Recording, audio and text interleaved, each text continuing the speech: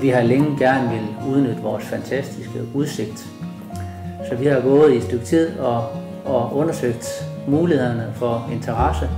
Så faldt vi over Dolleterrassen, som vi kunne komme til for nogle fornuftige penge.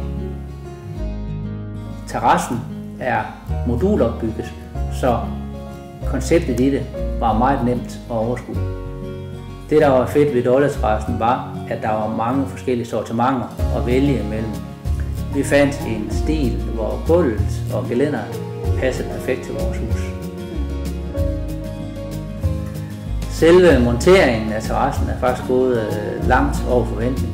Jeg er ikke den store gør-det-selv-mand, men selve konceptet er meget enkelt at gå til. Alt er leveret i kasser. Der er de skruer, du skal bruge. Der er en udførlig vejledning. Det er betryggende at vide, at selve konstruktionen er udregnet af ingeniører. Det er faktisk gået meget hurtigere end forventet. Det kan kun tage 3 dage at lave terrassen. Vi kan kun være lidt kede af, at vi ikke kom i gang med projektet noget før.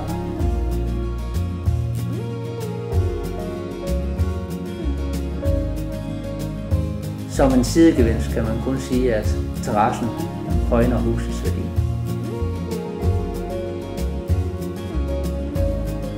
Nu vil vi bare ud og nyde vores nye terrasse og vores gode udsigt.